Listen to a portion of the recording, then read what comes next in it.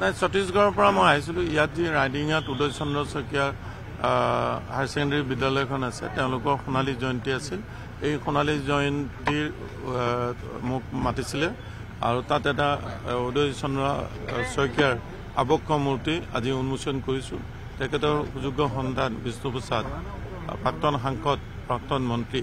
তেখেতৰ আমন্ত্ৰণত মই আহিছিলোঁ আৰু তাত গৈ যথেষ্ট আনন্দ পাইছোঁ এইকাৰণে যে এখন পাছ পৰা ঠাইত 50 বছৰ আগতে তেওঁলোকৰ পৰিয়ালে এই বিদ্যালয়খন গঢ়ি তুলিছিল আৰু এই বিদ্যালয়খনৰ ভৱিষ্যত উত্তৰোত্তৰ কামনা কৰিছোঁ আৰু নগাঁৱৰে এইফালে গ'লে সদায় যুগল শৰ্মাৰ দোকানত সোমাই যাওঁ আৰু ইয়াৰ আগত এখন চাহ দোকান আছিলে সেই চাহ দোকানখনত প্ৰায় মই চাহ খাইছিলোঁ ডক্টৰ যোগেশ মহন্ত প্ৰবীণ বৰুৱা চক্ৰেশ্বৰ শইকীয়া আদি সভাপতিৰ লগত পাছত মই সভাপতি থাকোঁতেও খাইছিলোঁ সেইকাৰণে পুৰণি স্মৃতিৰ ঠাইত আহি আজি খুব ভাল লাগিছে বিশেষকৈ যুগলৰ দোকানত সোমাই বহুত ভাল লাগিছে কোনো ৰাজনৈতিক কথা নাই আগন্তুক নৱবৰ্ষৰ কাৰণে অসমৰ সকলো বাসী মোৰ ঘৰলৈ আজি বন্ধু বুলি ক'ব নোৱাৰোঁ মোৰ দাদা আত্মীয় আৰু তেওঁ মোৰ গুৰু ৰাজনীতিক গুৰু তেওঁ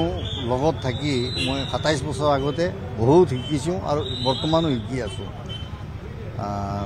তেওঁ যেতিয়া ছত্তীশগড়ৰ ৰাজ্যপাল নিযুক্তি দিলে তেওঁৰ লগত মই অ'ভাৰটেকিঙতো আমি গৈছোঁ একেলগত অ'ভাৰটেকিং কৰি আহিলোঁ তাৰপিছত যেতিয়া তেওঁ আহে তেতিয়া মাতে মই যাওঁ আৰু মানে পৰিয়াল ফেমিলি ৰিলেশ্যন আমাৰ একদম পূৰা তেওঁ গোটেইখিনিৰ লগত আজিৰ পৰা এসপ্তাহ আগতে তেওঁ ক'লে যে ৰাইডিং এনেকৈ মোৰ প্ৰগ্ৰাম আছে তুমি আহিবা মই কৈছোঁ ঠিক আছে দাদা যাম আকৌ 2 দিন 3 দিন পিছত আকৌ কথা হ'ল তেতিয়া তেওঁ কৈছে যে মই কাজিৰঙালৈ যাম তেওঁ কৈছে কাজিৰঙালৈ মোৰ সন্মুখেদিয়ে যাব হয় নেকি মইতো তোমাৰ সন্মুখেদি গৈ যেতিয়া গৈছোঁ তোমাৰ তাত সোমাই গৈছোঁ সোমাব লাগিব মই আহক তো তেনেকুৱা আমাৰ এটা ৰিলেশ্যন আছে মোৰ সৌভাগ্য ভাৰতবৰ্ষৰ এজন ৰাজ্যপাল মোৰ তাত আহিছে আৰু আশীৰ্বাদ পাইছোঁ মই মোৰ নাম যুগল শৰ্মা নাই সাধাৰণ মানে আমি ঘৰত বনোৱা বস্তুবিলাকে আনি তেওঁ আপ্যায়ন অকণমান হেৰি কৰিছোঁ আদৰণি জনাইছোঁ মোৰ মোৰ ৱাইফ আছিলে মোৰ ভাইটি ৱাইফ মোৰ ভতিজা আৰু মোৰ দোকানত সহকৰ্মী যিমান আছিলে চবৰ লগত দেখা দিলে ফটো তুলিলে চিনাকি হ'ল মোৰ বন্ধু বান্ধৱ আহিছে এইটো